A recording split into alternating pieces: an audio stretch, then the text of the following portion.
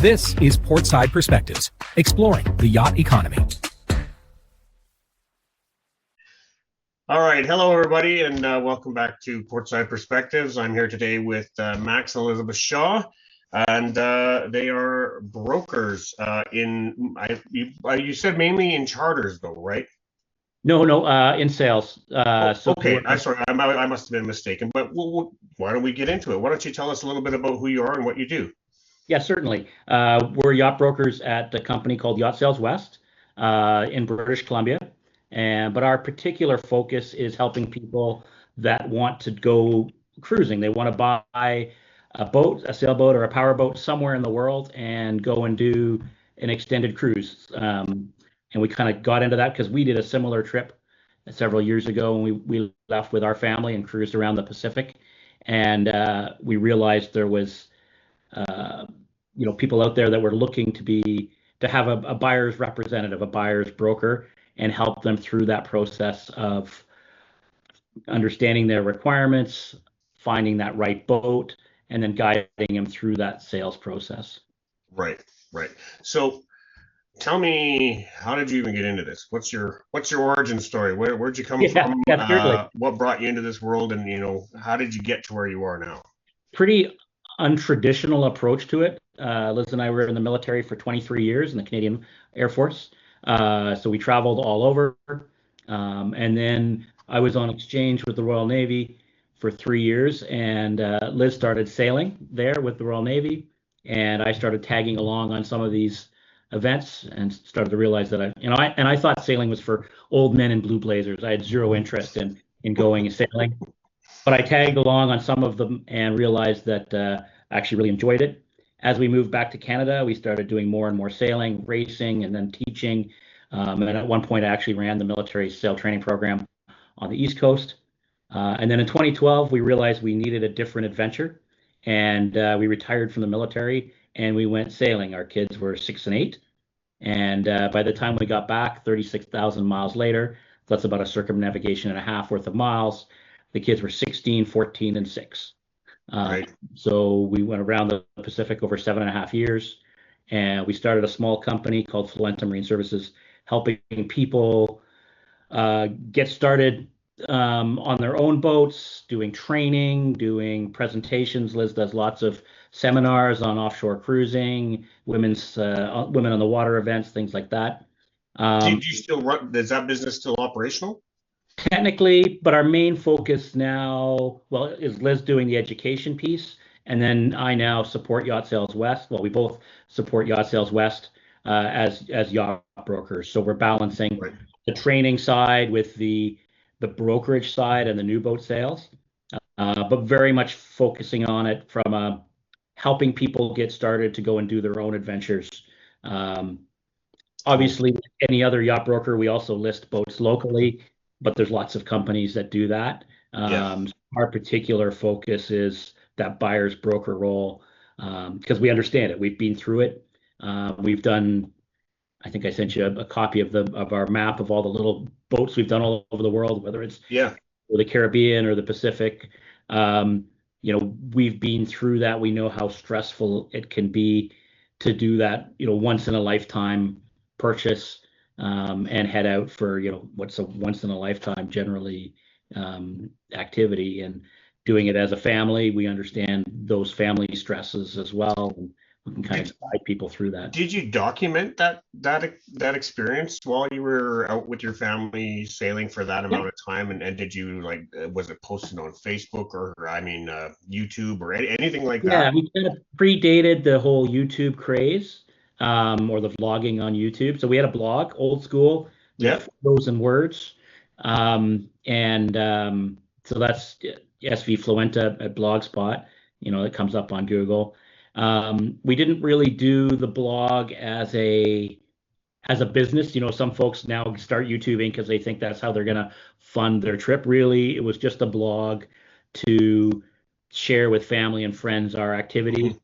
But it is kind of amazing now to go back and look at it and see how many people are still reading it or referring back to it. Or, we spent some time quite off grid in Micronesia. So people would, be looking up that or Tikopia and the Solomons, places that most yachties don't end up going to. And I don't know if you picked up on the fact that the third baby was born in Mexico, crossed the Pacific in a baby carrier, and had his first birthday the week that we got to New Zealand. So That's that kind of pretty cool. kind of unique as well. So he Yeah. comes 6 the week that we get back to British Columbia at the end of our trip. And so part of what we enjoy doing is just talking to families and couples, especially if one person is really excited about the trip and one is kind of hesitant. That's often a dynamic. It's helpful to bring both stories kind of onto the planning table so they can find the trip that they want to do together and what would that look like. And that's, I think, because we work together so much, that's a big part of what we're able to help people do. Cool. But you're training in actual sailing as well, though. So we don't do any on the water training anymore. I mean, I'm a yacht master instructor. We've done lots of that. But there's lots of folks that are doing that already and that are really good at it. And there's only so many hours in the day, unfortunately. So your training is more focused then around the planning and preparation to do a trip similar to what you did, maybe not as an extended amount of time, but kind of more just how to make sure you're ready and prepared for something like that. More of a coaching role. And then we have companies we work with that that if people need even more coaching, like they need somebody more regularly, then we can set them up with the right people to do that coaching. A lot of what we do is just reaching out to the various resources we have to help them, whether it's homeschooling or insurance or finance or, obviously or the stuff that's more the nitty gritty in the sales purchase or process of, hey, where do we get the right surveyor in the right yard? So whether it's, the cloth diaper dilemma, or it's how are we going to organize the surveyor? We've done all of that, and we can help guide them through that process. Right. Yeah. That's interesting. That is a different and a unique take on it, right? Like you said, there's a lot of people out there teaching how to sail. But it sounds like you guys have found your own little niche in the yachting world, and is it going well? Like, is it something that keeps you pretty busy? You got a lot of people that come to you and for help? Yeah. It's kind of funny. We didn't know how busy that would be. And it absolutely, I keep joking that I'm trying to get down to 6 days a week. And it's fun. And it's definitely, it's not like when I was teaching sailing where you would book a 5-day course and you knew you were teaching for 5 days. When you're helping somebody on this journey that wants to go and do an adventure like ours, you may be only working with them for a month or two, or you may be working with them for 3 years before they finally find the boat that's the right fit for them and get them launched off. So you never really know, how long it's going to be or where you end up. Last year I was in the Seychelles, the BVI's, Fiji, French Med twice. So it's always a fun adventure to see. It's kind of cool. Your career gets to take you around all these places and do all these cool things, and just kind of sounds like you found something that you really enjoy and are passionate about, and to be able to travel around and enjoy that as well. It's that a lot of people don't get to have that in their careers. I mean, business travel is always a little different than travel for fun. Sure. I mean, a sea trial, a day at the boatyard, a day resolving survey issues, and then start traveling back. So it's not quite as glamorous as it sounds, but it does give me lots of experience on lots of different boats. I think I've been on over 150 different types of boats over the last 20 plus years. So it will give you a good perspective. As far as brokerage and sales and stuff like that, are you focused mainly on like smaller sailing vessels then, or are you kind of are you all over the place? Or do you have like a niche within the type of boats that you're dealing with? Yeah, so I mean, we're focused on helping people, so generally couples and quite often families that want to go and do the big trip. And the big trip might be a year sabbatical in the Caribbean, or it might be an open-ended trip like we did, or a circumnavigation or high latitude. So really our key part, and it almost goes back to our careers as engineers in the Air Force, is let's really listen to what you want to do and then distill from there what the requirements are. Like, what does that mean? Rather than just say, hey, I want to buy this brand of boat at this size. Let's really talk about that, and let's propose different ways to accomplish those requirements. And then let's go find that vessel. And sometimes that's a bit of trial and error, and we get them on a boat and they're like, nope, not the right fit. Or sometimes their budget and their requirements don't match, and we can help kind of suggest, well, here's something that fits, closer to those requirements in that budget. So whether that ends up being a small monohull sailboat or a motor yacht or a large catamaran really depends on those requirements. For most couples and families that are going cruising, yeah, it's a mid-range sailboat is what's going to fit their requirements, but not everybody. I mean, for some, we've helped folks where the motor yacht was the right solution to their requirements. So. Right. So I'm going to kind of step a little bit more to the training side of things and that part of your business and what you guys are doing there. What's your marketing strategy look like when you're with that type of business? Like, how are you drawing people? How are you letting people even find you that this is even a thing that they should be looking for and come to get some help? Yeah, I mean, the funny thing is we haven't needed to do much marketing. We're at all the major boat shows because we're also distributors for 4 European brands of boats. So we meet lots of people at the boat shows. Liz does lots of the talks at the boat shows and seminars and offshore cruising seminars. We work with a company called Mahina Expeditions quite a bit, and we work with Totem Sailing quite a bit. And then obviously social media brings in a little bit. And our biggest one is referrals. Like, almost all of our business is actually referrals, which is gratifying. Because then the client shows up with some confidence that we're going to add value because we've been recommended. If it was just them reading something in a magazine article or however one does advertising these days, we wouldn't come with the same degree of credibility than we do. I feel that everything around the yacht industry in general, especially when it comes to sales and marketing and stuff, it's very much a networking sort of a thing. Even with the brokerages, like, yeah, you have to advertise and market to let people know that your brokerage is out there for new customers. But more people I'm talking to, I'm seeing that it's a face-to-face, meet people, shake their hands, get to know them, and it makes sense. Whether it's a small yacht or a super yacht, somebody's investing a lot of time and money into that purchase, so they want to be dealing with someone that they trust. But I mean, that puts you in a unique position, being brokers, to be able to meet people face-to-face to let them know about the other side of what you're doing with the instructional end and teaching.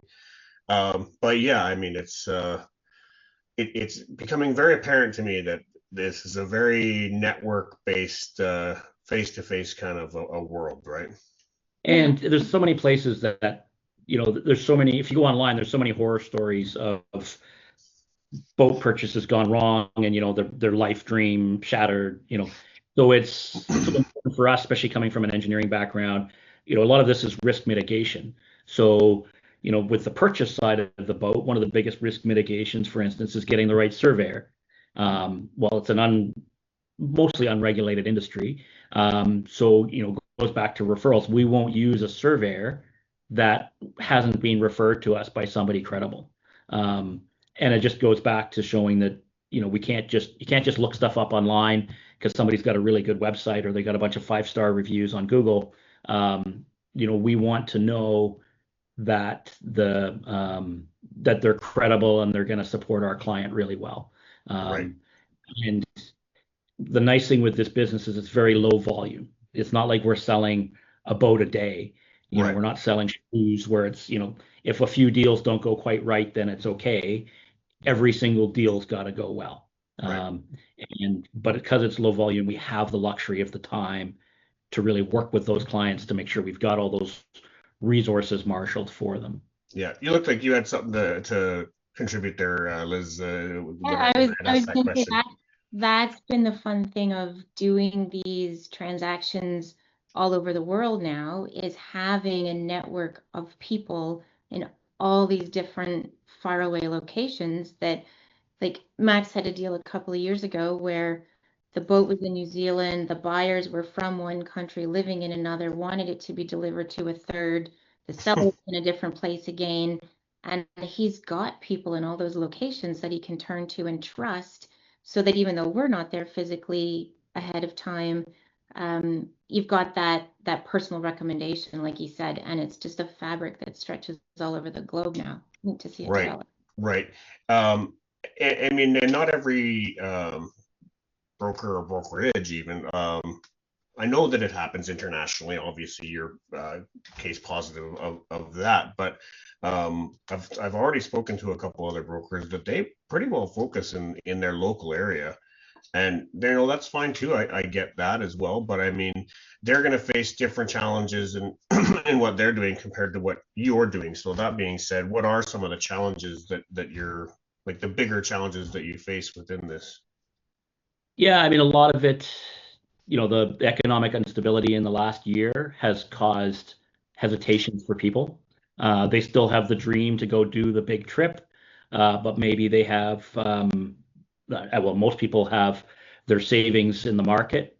So as the market comes up and down, that causes them to hesitate, or maybe they're working in the financial services industry, or maybe, the tariff situation is impacting their personal business.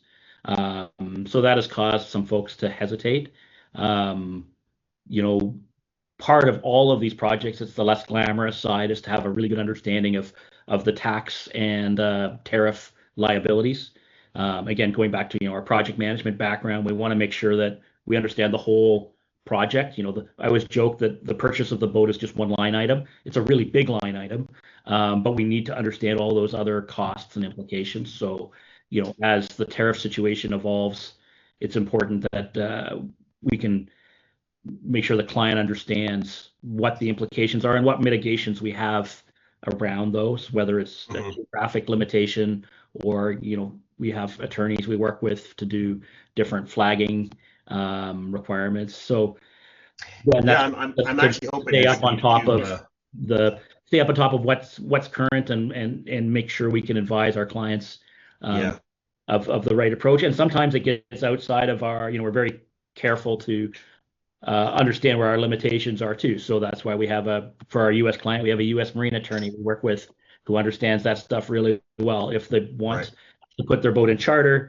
because sometimes some of the clients will, sometimes for tax reasons, will put their boat into a charter operation and use it sometimes themselves and sometimes in charter.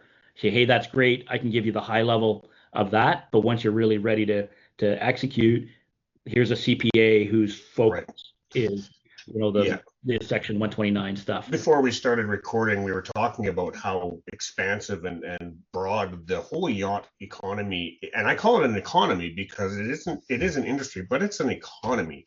There is so many businesses that are based in just the yacht and marine world. Like you're talking about legalities. I'm hoping to have someone else on the podcast here soon. She's a lawyer who deals specifically with this sort of thing like you're talking about. And just getting those different perspectives and different aspects of this whole economy. And what you're teaching is actually, I mean, you're obviously very aware of how many other businesses are impacted by just this world of yachts and charters and brokerages and building them, selling them, maintaining them, all of it. And it's really fascinating to me. The more of these conversations I do, the more that is becoming so very, very apparent. And maybe one or both of you can comment on that and just kind of give me your thoughts on that. Yeah, I was going to say that's probably, if you had to distill one thing that shows up in all the things that we do, is teaching people due diligence. Due diligence applies in seamanship. It applies in every step by step in buying the boat. It even applies in preparing your relationship to go offshore and to get away. That's an interesting perspective. I'd never even considered it until you just brought it up, and that I did. I imagine that's a huge part of something like being trapped on a vessel for months or years at a time, right? Especially if it's only one half of the couple's dream. Yeah. Right. And so that's what Liz does. So for instance, I'll be teaching a 2-day course after Christmas on the psychology of voyaging, on how do you get your mind around leaving what's familiar, going on an offshore trip, and then reintegrating again when you come back. And you can run your toaster and your kettle at the same time and not worry about the circuit blowing. Like, it's all step by step, it's changes, but everything on one level or another boils down to applying those steps of due diligence so that you're prepared for what's to come, even if you don't precisely know what's to come. Awesome. I mean, that's and this is again part of what you're teaching and part of what you're doing. You know, we were talking earlier, I'm thinking all the logistics of all of it, but that is got to be such a huge piece of the puzzle as well, just keeping your family relationship together and not letting it fall apart and being, like I said, trapped on potentially trapped on that vessel for an extended period of time. Oh, So I would get, I don't think anybody's ever looked at the statistics, but I would suspect more dreams have fallen apart because the human element wasn't solid, than the logistics wasn't solid or the finances right, solid. that's really cool that you guys have brought that into your training and part of Mhm. your business and what you're doing. That's super cool to know that that it is part of what you're doing. Yeah. So um I said some of the people that come to start working with us are 2 or 3 years away from heading off on a big trip. Some of them have barely even done any sailing courses. But in most of my seminars, I'll remind them you can prepare for offshore cruising by being in traffic with your partner and not losing your cool when somebody misses the exit you were meant to take and now you're going to be late to something. Can you keep your perspective? Can you keep your calm? Can you say, okay, here we are mhm, in traffic. What are we going to do? That mindset shows up the very same way when you're one day from leaving on an 8-day passage and your sink drain falls apart because of the salt water, and now you're going to be staying where you are. That happened to us in Fiji, right? It's that idea that things are going to arise, and can you deal with them together constructively, or not everybody can be constructive all the time, including us. Can you circle back and mend it after the fact? Like, what are your techniques to come back together after someone's lost their cool or someone's, lost their composure? All of mhm, those things you can do in day-to-day life, but they prepare you for being offshore. mhm. That's that's pretty cool, like hearing you guys speak about that. So I'm just going to move on to something a little bit different. You've been in the marine and yacht industry for quite some time now, both well, and I mean going back as far as being in the military as well. Is there anything that you see as trends within the market right now, as far as, I mean, mainly sales, even your course teachings, whatever it is? I know that there was in general a bit of a upkick in sales during COVID because everybody was looking for an escape that they could, kind of be contained. A lot of RV sales went up. I'm hearing brokerages telling me that during that time boat sales went up huge. Now I'm getting the sense that it's coming back down to maybe where it should be and kind of leveling out where it should be right now. Uh, Perhaps you can give me some of your insights into what you've seen Yeah. in the past, what's happening now, and where you see it going. Yeah, certainly during COVID, things were crazy. Everybody, whether they knew anything about boating or not, wanted a boat and wanted to get out there, whether that was locally with a small boat to do some coastal sailing or the big dream and head off on an offshore trip. Things have gone back to a more rational level now. But what we are noticing is people still have the dream to do the extended offshore cruising. And there's more awareness of that lifestyle than there was in the past. Like when we retired in 2012 to go offshore cruising, people looked at us like, I remember I brought my senior staff together to tell them I was retiring from the military, and they were like, "What? You're going to live on a boat? Like, how does that work?" And they were kind of incredulous. They knew I was doing lots of racing and teaching, but there was no understanding that this lifestyle was something that was open to people. Um, Now with YouTube, there's a greater awareness that you can do that, and it's easier to do than it was in the past because now there's a greater openness to working remotely. There's the technology having, the ability to have internet anywhere in the world has made remote work easier. And it's also made people realize they're not as disconnected from family. Like when we went, it's not like we were that long ago in 2012. It was all through a high frequency. Our communication was through a high frequency radio. We had to look at propagation when we could get a signal out. We were 1/20th the speed of dial up. So you were quite remote, and there was no way you could have worked remotely. So now there's increased awareness of the lifestyle being possible, and it's easier to do than it was in the past. So Right. we're seeing people that want to go and do that adventure, just maybe not with the franticness of COVID. Like people would call and say, I need a boat and I need to get away now. And they have sailing experience, all they done. I'm like, great, you want me to set you up with some lessons or a charter? No, I want to buy a boat now. Now Hmm. people are dialing that back a bit, and we've got the dream, we've been talking about it, we've researched it. How do we get from here to there? Right. They're a lot more rational than the craziness of COVID, but people still have that dream and still want to get out there and do it. Yeah, yeah. Thank you for sharing that little bit of information. And it's again, talking to everybody. Everybody has a different perspective on it, and Yep. that's the podcast. Portside Perspectives. There's a reason for the name. Um, uh, I think just maybe one other quick question. I think if there was one piece of advice that each of you could give to yourselves if you were to start all of this all over again, what would you say that would be? One piece of advice. I mean, I think for me, one, I'm very glad we did, our big adventure. It's challenging mid-career. I mean, I remember we were anchored in Bora Bora, and these affluent Americans at the resort there were like, but you're away for your prime income generating years. And at first I was like, oh crap, you're right. And then I'm like, wait a second, I'm present for my prime parenting years. Healthy, the kids, are receptive to this adventure. We had enough money to go do it. So I'm glad we had the gumption to go do it because it is a scary thing. Not so much the physical scary, oh my God, we're going to die crossing an ocean, but, to depart a career that, in my case, I really liked my job, but I wanted to go do something different. So, there's a lot of gumption required for people to exit what they're doing currently and go off and do something radically different. And it doesn't have to be radically different of buying a boat and crossing oceans. There's lots of, examples there. There's plenty of adventures to be had out there. Absolutely.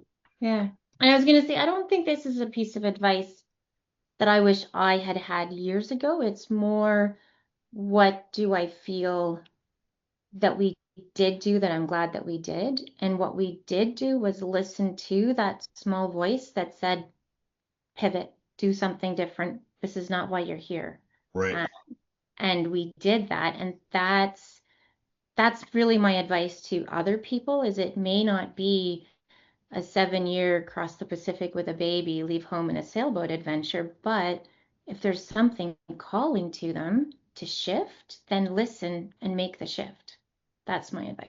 Well, I guess you are actually in the business of giving advice to people going on to boats. So, I mean, you've kind of got that pretty dialed in this. So, one last quick question. It's just a fun one. Both of you can maybe give me your answer on this.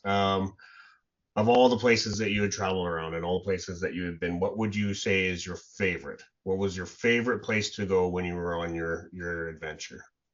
Is it okay if we have the same answer? Oh yeah, for sure, but it doesn't have to be the same answer. I'll pick something different. Okay, If it's going to start a fight, I don't want to start a fight if it's not the same answer. No. Okay, so I can tell you my favorite was Fiji because I loved the people. It was beautiful. It was possible for other people to come in and visit with us, possible to be in a village, possible to be remote. Loved it on every level. And there was also a place that surprised me the most that I loved, but I'll let Max go next. Yeah, I mean, we obviously loved Fiji because we spent 3 seasons there, and we went to some of the less visited places in Fiji. And one of the other things we did that was different than a lot of cruisers is we went back to the same place several times. Sometimes people think they have to go somewhere new all the time, and it's fun when you go to these remote villages that they welcome you back. But for us, or for me, I also really love the Marshall Islands in Micronesia. We went to this one atoll several times. We spent a total of 4 months there over 2 trips. You're completely self-supported because there's no stores. They're still using sailing canoes or using proas as their main transportation. They're quite isolated and they're so welcoming and it's obviously a very beautiful place. And by that point, we were doing lots of kite surfing and spearfishing, so that was, amazing.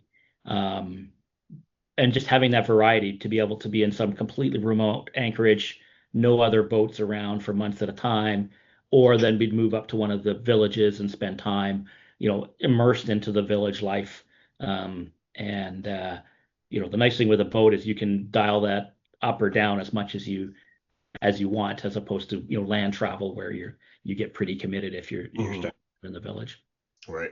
And then I was going to say the place that surprised me the most that I enjoyed was we spent an entire season cruising Alaska. And coming from the tropics, I thought I feel cold at the thought of even being there. And we got enough fowlies and layers and gear and so on that we could be comfortable. And I loved it far more than I expected to. Yeah, I'd done my fair share of traveling in the Canadian Arctic through the territories and Nunavut, and I gotta say it is one of my more favorite places as well. It's like being on a whole other planet. People are very isolated up in certain places up there, and it is a unique. Well, I mean, it's a big place, and then there's a lot of different places across the north, but I can understand why you would like Alaska because the north is so remote and untouched that it just has all the natural beauty without being, corrupted by what men have done and built cities and concrete jungles and all of that. And there's just something a little bit more magical about it, at least in my experience, anyway. So. And the people are so welcoming. We left Micronesia and we left the Marshall Islands and sailed directly to Dutch Harbor in the Aleutians and then cruised the Bering Sea for a little bit. And when we did meet people, they were so incredibly welcoming. Like in the Aleutians, they don't get a lot of sailboats showing up there. Especially after a month at sea with 3 children on board. Yeah. So, Right. We were, just so welcomed and looked after. Yeah. And it was. So. And then if I could say one more thing, I think that is the magic of cruising, that until someone has gone and done it, they can't really fathom is the depth of relationship and connection that people make almost right away, because you're not worrying about, oh, it's 3 weeks till I have an open Tuesday night to go for whatever. It's let's get together tonight. And they might not be in that age tomorrow, so let's share our stories all in this one time and place. And regardless of the place you go, I think it's the people that make the difference. That's awesome. Well, thank you very much for being on here with me today, guys. It was a very interesting conversation. Again, it's a new perspective from somebody who's in the same industry as a lot of other people I've talked to, but you got your own little twist on it, and it's very unique. I don't know how many people are out there that are doing what you're doing as far as teaching what you're teaching. But it is super interesting, and I'm glad to have met you and had a chance to talk to you.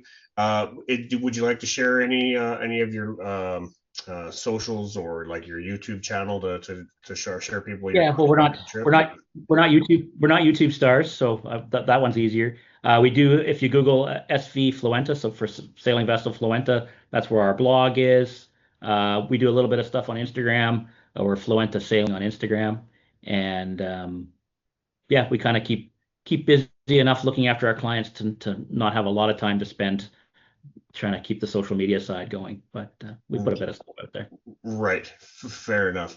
Okay. Well, again, it was really nice meeting the both of you. Thank you very much for being on the show, and enjoy the rest of your day. And are you traveling to go to the Flibs there in Fort Lauderdale at all, or? No, we don't do Fort Lauderdale. We do Toronto, Vancouver, Seattle, Victoria, Annapolis, Miami, and Le Grand Mont, and sometimes Dusseldorf. So that's enough. That is a lot. All right. Thanks again, guys. Have a great day. All right. Thank you. Thank All you. right. Bye.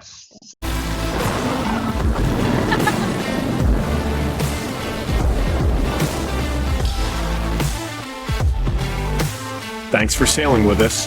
This has been Portside Perspectives.